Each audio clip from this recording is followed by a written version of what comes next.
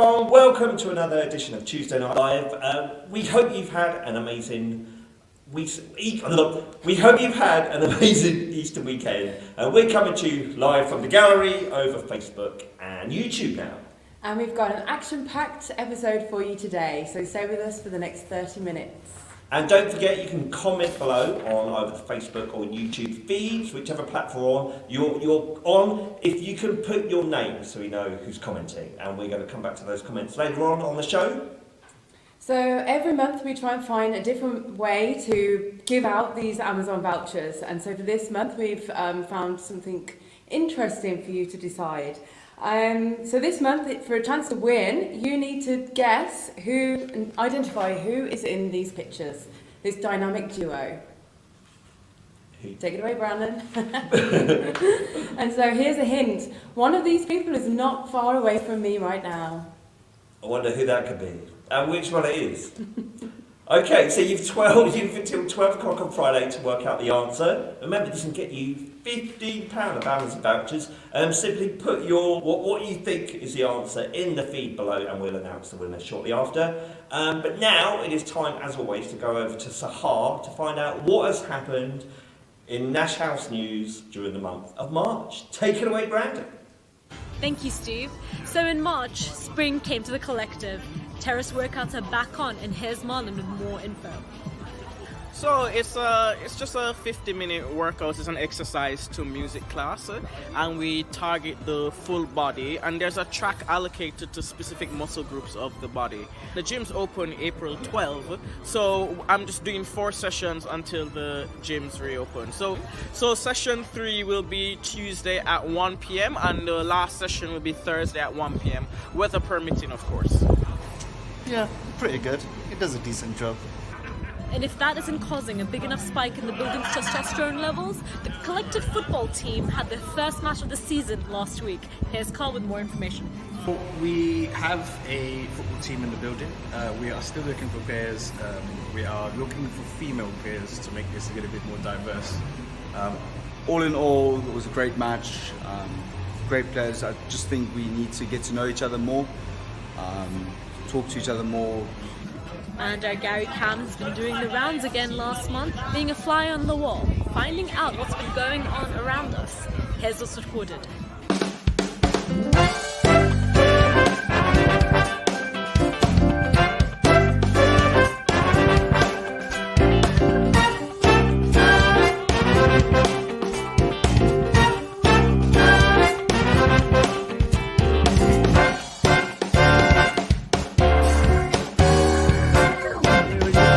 Company RATP, because they want to try and drive down our wages.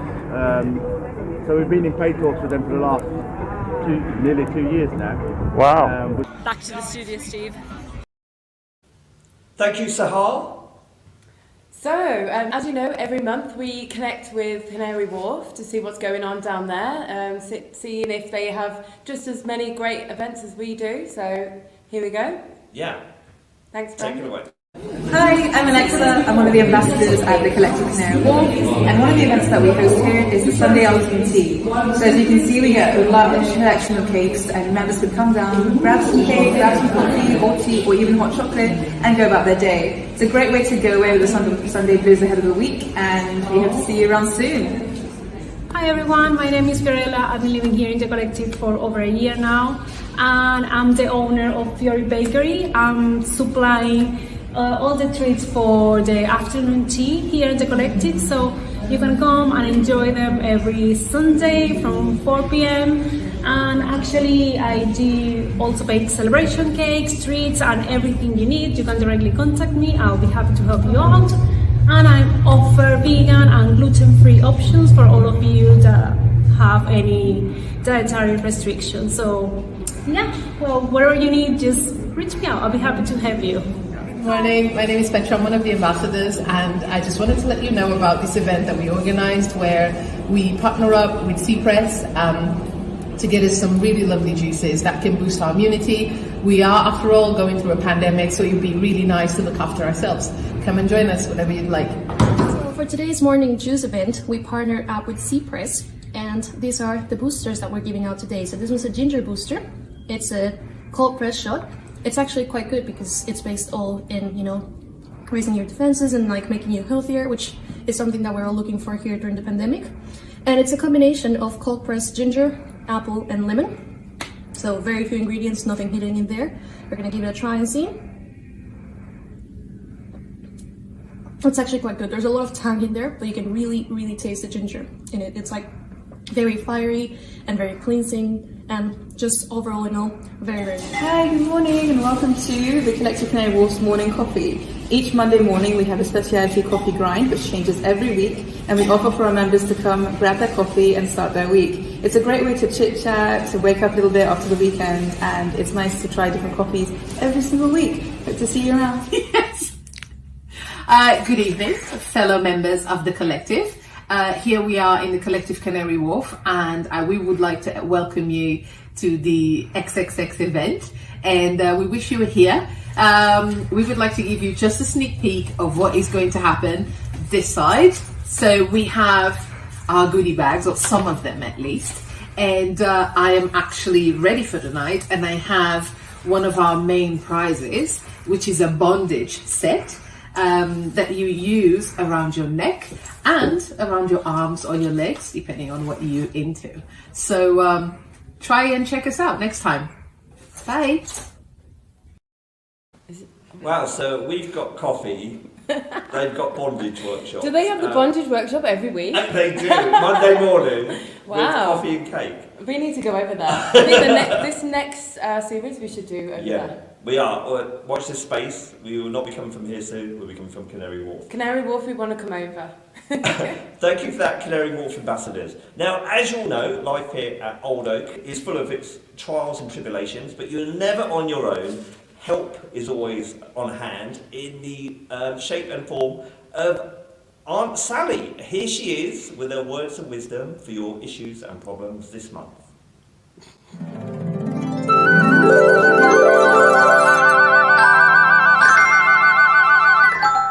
Dear Aunt Sally, I love living here. It's a great community. But the noise from the building works around us is really starting to get to me. I'm thinking of leaving. What can I do? Well, poor frustrated and sleepless person, there is nothing worse than being kept awake at night because of crashing, banging and other noises from building works outside. I know what it's like. We become like bears with sore heads, and we're no use to ourselves or to anyone else around us. So something needs to be done to make it stop. And as the council are responsible for these things, I suggest that you find some way of making a thorough nuisance of yourself to the council. Write to them, phone them up, lobby them, and get them to see what pressure they can put to get these works kept to a reasonable time. I know that sometimes there are emergency works which can't be helped, but we have what's called a right of quiet enjoyment in this building. And also talk to the collective team, because as our landlords, they're actually bound to make sure that we are able to have that quiet enjoyment, as it's known. So it's in their interest to help us to get the council to stop these people making a racket at all hours of the day and night and disturbing our shut-eye. Other than that, I can only suggest getting yourself a good pair of earplugs, or having rather a lot to drink, although you may wake up with a very sore head if you do that. So it's not universally recommended. Good luck anyway. Sally, listen, I've recently moved in and am disgusted at how messy this place can get.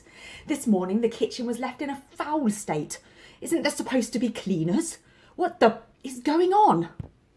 Well, first of all, hello and welcome to our lovely community. I hope you'll be very happy living at the Collective. I've been here for over 4 years myself, and I absolutely love it. But one thing that you have to remember is that, yes, although we do have cleaners here, there are certain things that they don't do. They're not responsible for. And one of those is basically keeping our kitchen spaces clean and tidy, washed up, everything put away as it should be. So you need to take some responsibility and make sure that your kitchen in your room is kept tidy, and the communal kitchens are also kept clean and tidy and not in a mess. We've had a few people here over the years who've thought that there are little collective fairies who run around clearing up people's mess after them, but I've got news for you, that isn't actually the case. The cleaners do an amazing job.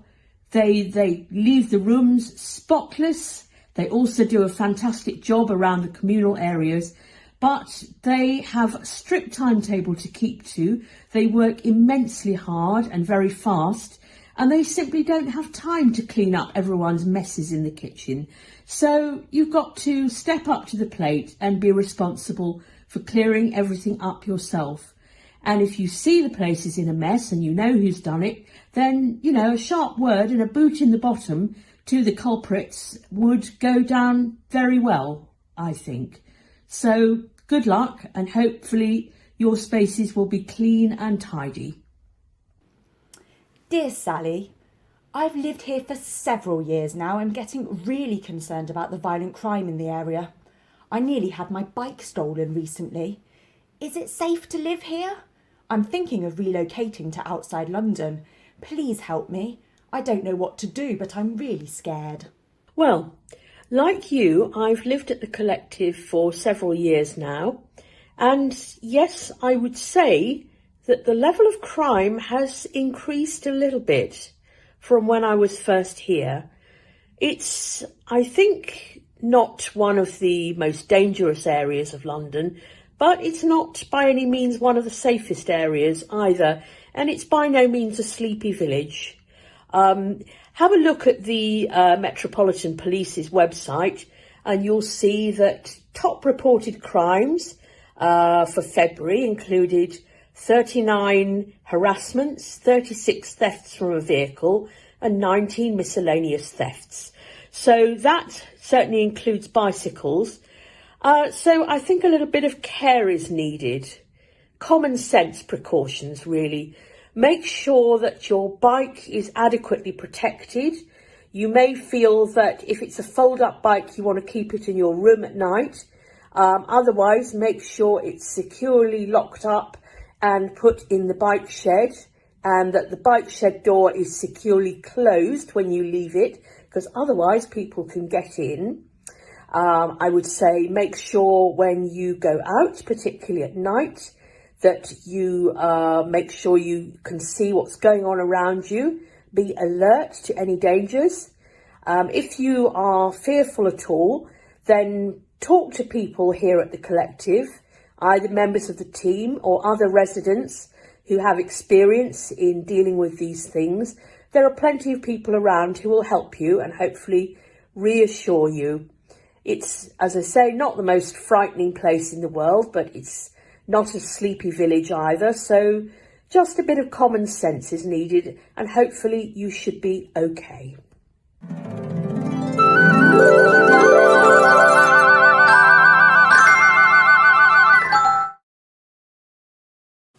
Thank you for that answer, Sally. Cole Burton is set to start running self-defence workshops real soon when social distancing is removed, so hopefully we'll be reporting on that soon. He can help you feel a bit safer, hopefully. And then, so let's talk about the mention of noise that Sally brought up, which has been a big issue this month. I think it's been an issue as long as I've been here. And yeah, we are all being told, we're living slap bang in the middle of a construction site. But this month it's been quite unbearable. And for those of us that were locked in and isolating, I think we really kind of realised how bad it was. So here's a little video just so you can see how bad it was in case you're not on that side.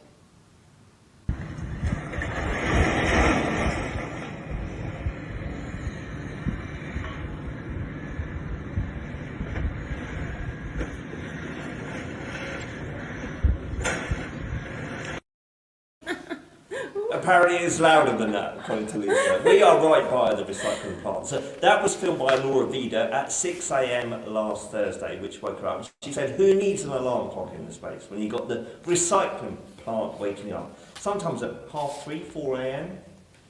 Yeah, we asked some of you how big a problem the noise has been for you. This is what you said. Hi, I just wanted to say a little bit about the noise that we're getting from the scrapyard at the moment. So I'm just up on the 6th floor and overlooking the scrapyard, and from about 4:30, 5 a.m. every single day, right up until 6 p.m. at night, constant banging, dropping skips from height, etc. So if it could just even start at 8 a.m, that would make a huge difference to my life, and I'm sure to many lives of people in the building. Hi, so I moved in the beginning of February, and since I moved in, the noise has been really awful. Wake me up like 5 in the morning, and I have a really light sleep, and I have problems falling asleep, so it's been really a pain. Most of the times on the weekends I come to a friend's place because I really need to rest, and sometimes on Saturday they are still working, and this is really affecting my mental health at this point. So yeah, the situation with that, it's really bad. It's been really, really loud and intrusive, and it started at really odd times at the day and night, and first time it was about 1:30 in the morning, and it was drilling, and it just goes right through your skull, and it was I'm on the power day side, so I don't know if it was power day or anything else, but it was really intrusive, really loud, and went on from about 1:30 to 3 o'clock in the morning, and then started up again at 6:45. And this morning it was the same. It started at 6 in the morning, and it's a Sunday, it's a bank holiday, and it's just very intrusive. It's loud, it's horrible. It bothers me, but because I work nights, it's not as bad. But then I can see why people complain. Sort of 4 o'clock in the morning they're starting. I mean, I understand a little bit of the project, and I know they're behind, and I know they've kind of enhanced the hours that they should be working, but it's not fair on the local residents, and this is the time to stand as a community and see what we can do about it, you know. Don't fold over and allow it to happen. Let's just get involved and come together and see what we can make happen, you know. Yeah, so it's really affecting everyone. Who is with Carl on this? I think it's time for us to take a stand and, try and do something about this. Yeah, I mean, it's one thing I said to Steve, especially when it was through the pandemic, there's a lot of people who were working, totally through lockdown, people, frontline staff, people, like we've got paramedics on our floor.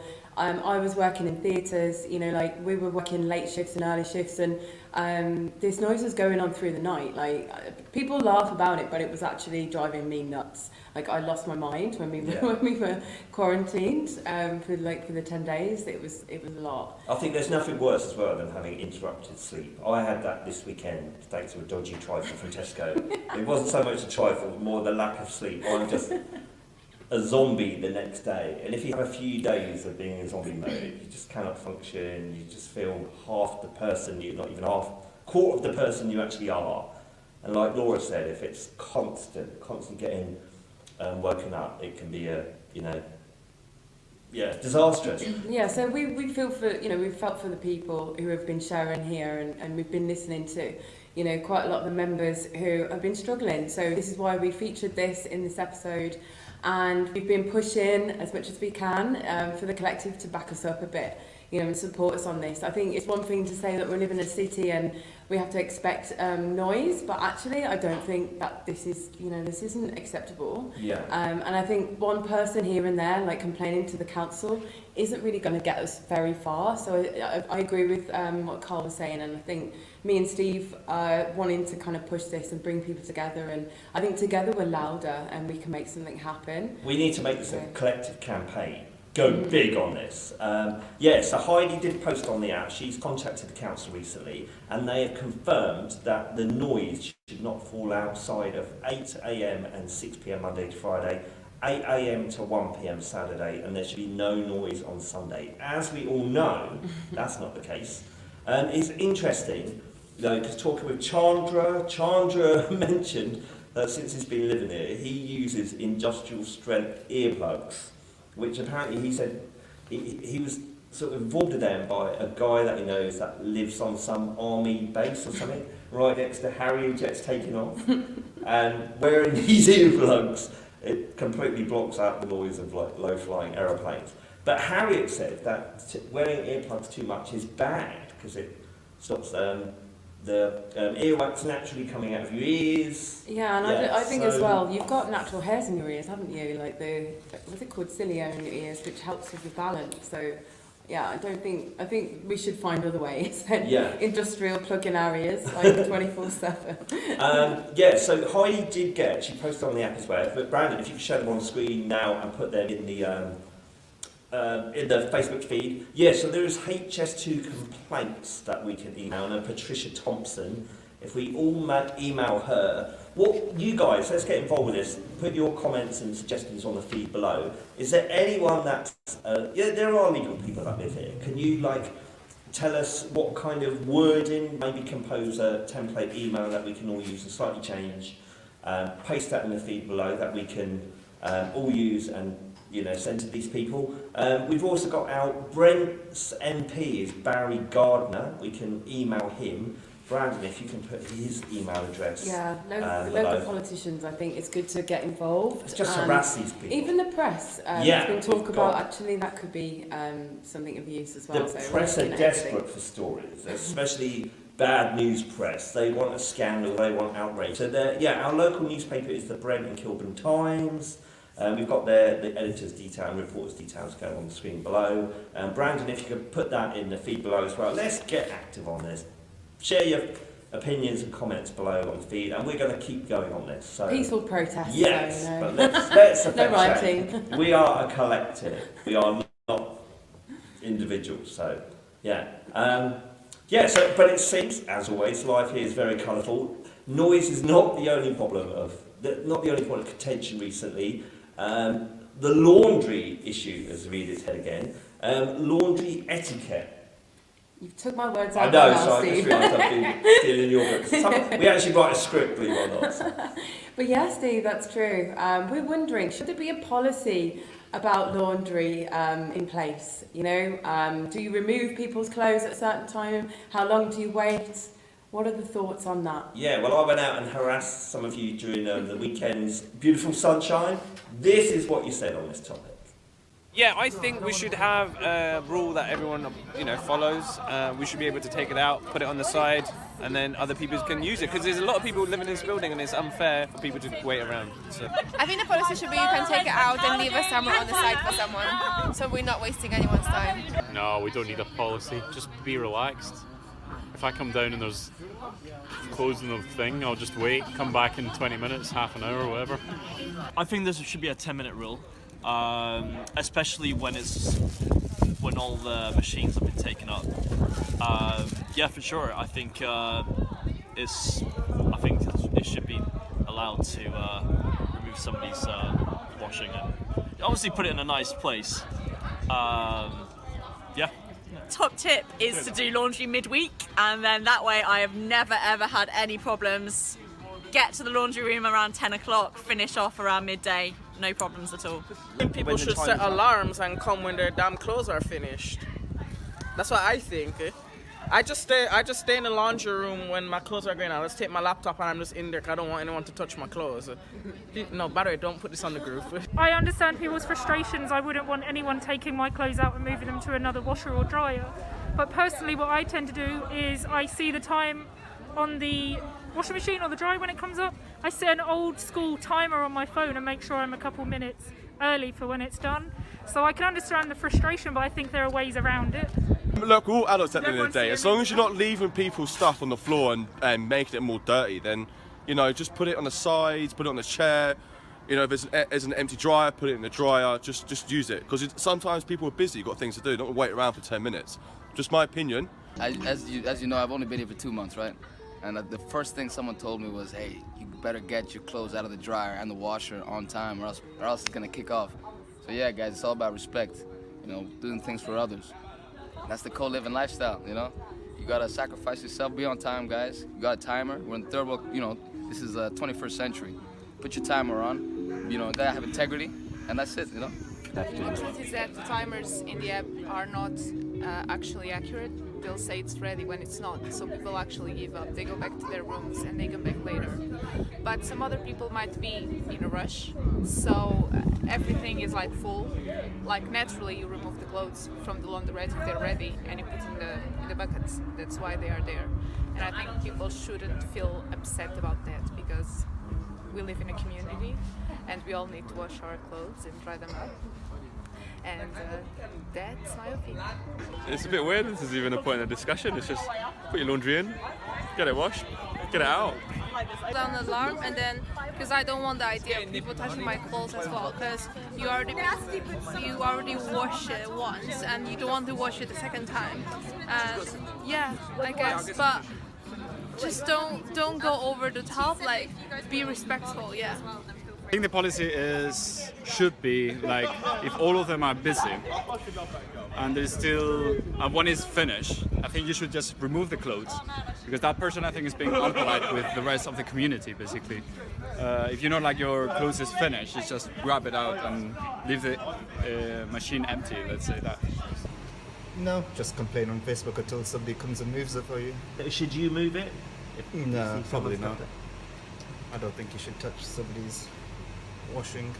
Today at one point there was like about 7 machines that were all finished and no one can use it, so I think it's ridiculous for people to be able to just leave their stuff in there for hours. Tough one, that, because, like, obviously in the current pandemic we're living in, do you really want someone else removing your stuff and then leaving it sort of on a dirty chair?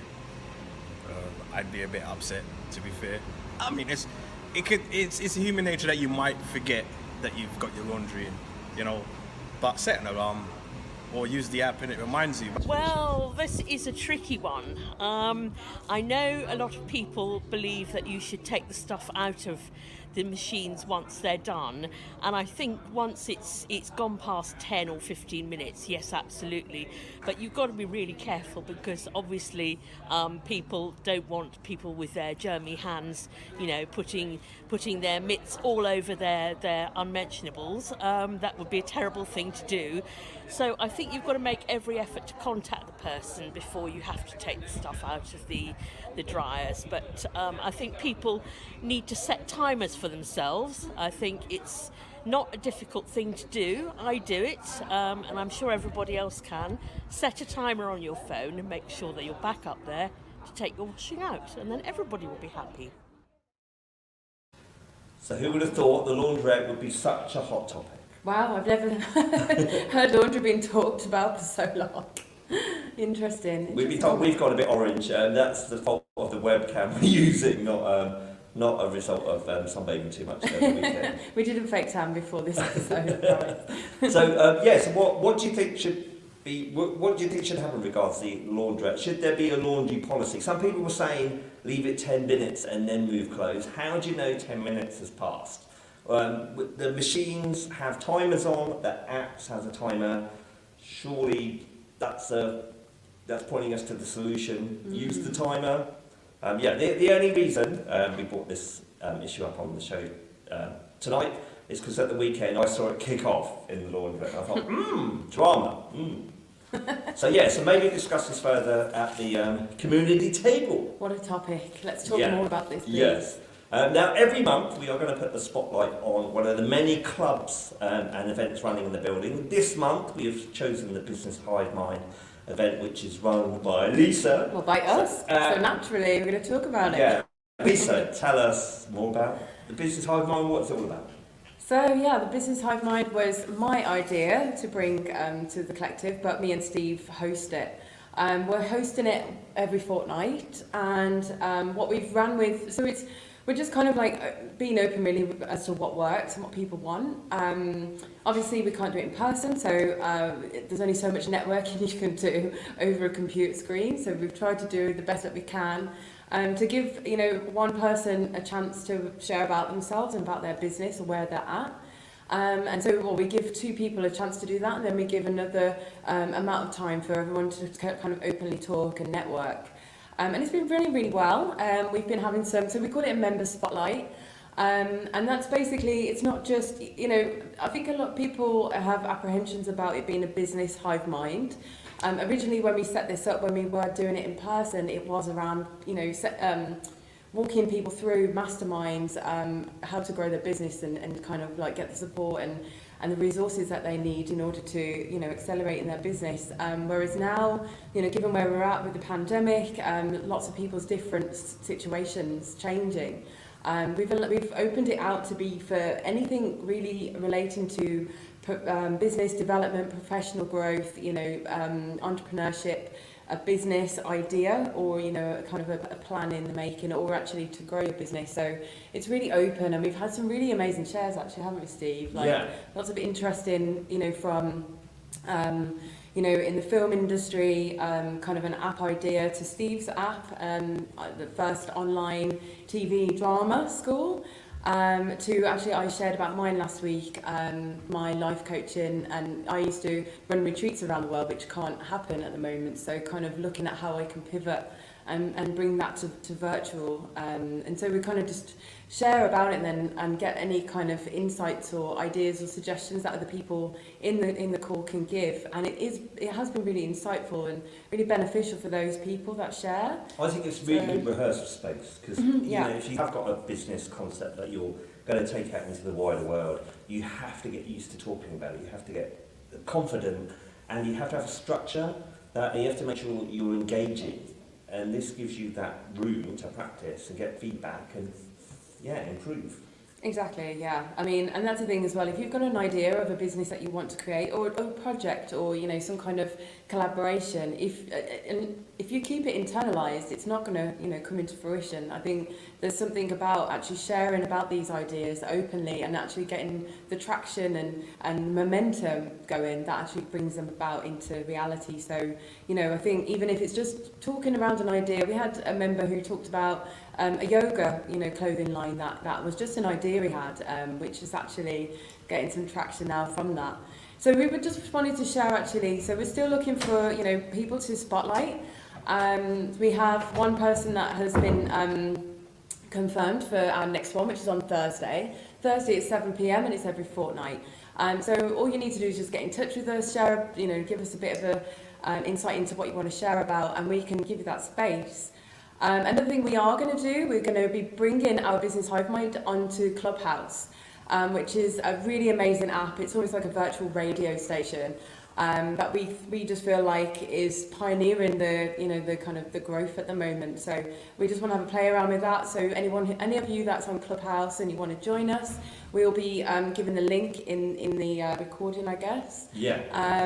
Yeah, and it's just going to be about, again, just an open discussion on various kind of business-related topics, you know, any areas of interest really that we have. So if there's something that you want to share about on there as well, and have it as an open talk, open forum, then just let us know. And we've got our own Facebook group as well, where there's further information is shared on there. So again, that's really part of the support. People can share stuff and information, and we put every recording on there. So if you haven't missed the actual live show. Yeah, I mean, this was our bigger kind of perspective on this, I guess, was that we feel like this is such a melting pot of, you know, businesses and skills and knowledge, and you know, there's so many experts in this building alone in Old Oak, but we're not tapping into that, you know, like, I guess we're not having our networking, the brunches that we would have had, or the Friday night drinks. So there's a lot of people not really connecting, and we feel like there's a missed opportunity there. There's a lot of unfulfilled potential, and not only that, but then with Canary Wharf. So our idea was to connect the two sites together, which we're still trying to make happen, because now we have this app that's separated us. So if you wanted to get involved with this, the only way at the moment is to join our Facebook group, which is, the Collective Business Hive Mind. So if you just you know, add yourself to that, or connect with us, we can add you. That will mean then you're in the network, and we kind of we've got lots of different events going on as well, like lots of free events from outside the building that we are streaming as well on that site. Yeah, and anyone who's looking for employment, I put jobs on there regularly, so London jobs, really good ones. Yeah. No, brilliant, thank you for that, Lisa. Right now, unless you have been living on planet Mars, you would have probably guessed that this weekend there was a bake-off organised by Magic Marlon. For those of you that missed it, Sorry, I'm reading your script again. It's terrible, So we terrible had 4 amazing contestants who took part in the competition, and so the rules were following, and it had to be a chocolate cake. I didn't realise this. Yeah, chocolate very cake that was strict invented. rules. The submissions had to be home baked and not bought, and here's what happened to the event.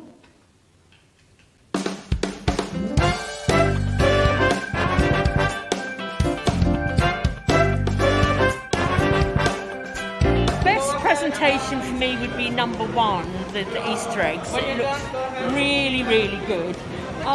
Number 2, I'm sure it's delicious, but it looks a little bit dry. But, you know, I'm willing to give it the benefit of the doubt. The judges have the esteemed responsibility to make sure we test all of these amazing cakes in a fair manner and give our feedback to represent the citizens of Turkey. and choose the rightful winner. Rightful winner. Of the chocolate kingdom. Is it going to be... The chocolate kingdom.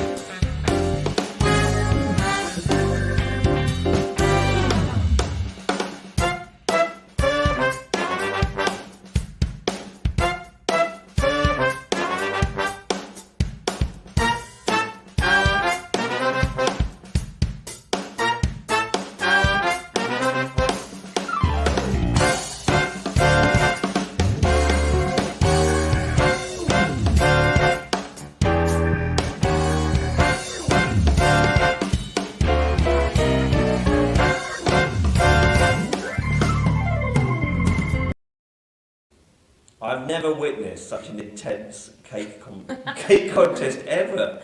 They took that really seriously. They did. It was right, all that cutting as well. Wow, I thought it was like cutting something else. I'm just gutted that I missed it. I didn't realise it was only chocolate. Yeah, you would have been able able to do another one. So we caught up with the Bake Off winner Lorenzo for an exclusive interview because we don't hold back on this show. This is what Lorenzo had to say about it. Lorenzo, can you tell us then, so how does it feel to be the winner of the Collector's first Bake Off? It feels great. I mean, it was good fun.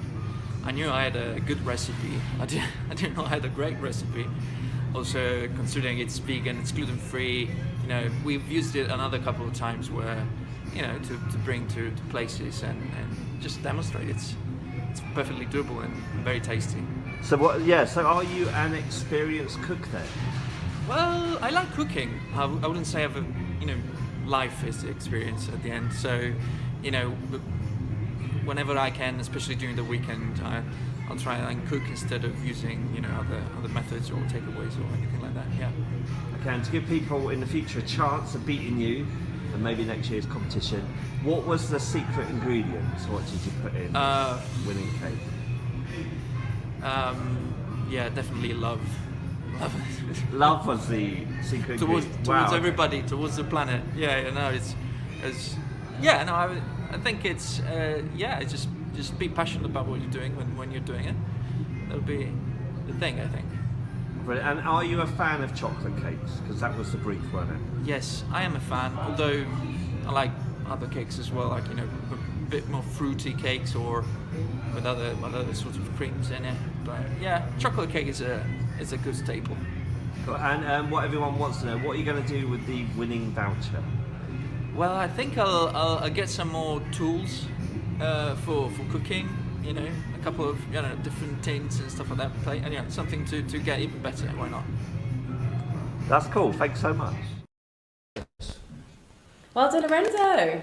And we've slipped this in at the last minute. We have got the runner-up joining us live now. Sputnik, join us. Hey. How are you? You've been waiting patiently the whole show. Thanks for that. So, tell us about your runner-up cake design. It wasn't just out the blue, was it? There's a story behind your... Yeah, it kind of came from my grandma, who lives in Jaffna in Sri Lanka. And she was just like, oh, you know, Easter, birds, eggs, do a nest, make a nest. I was like, okay. So literally, she was the one that sort of inspired the design of the cake. So I actually won best looking, which is great. And just to clarify, yours was number one, wasn't it? The one with the eggs, obviously a nest. It looked like a nest if you looked at it in micro detail. Yeah, I mean, the cake itself crumbled a bit, but the design and everything sort of stood strong, which is great. So thanks, Mama. So how long did it take you to make the cake?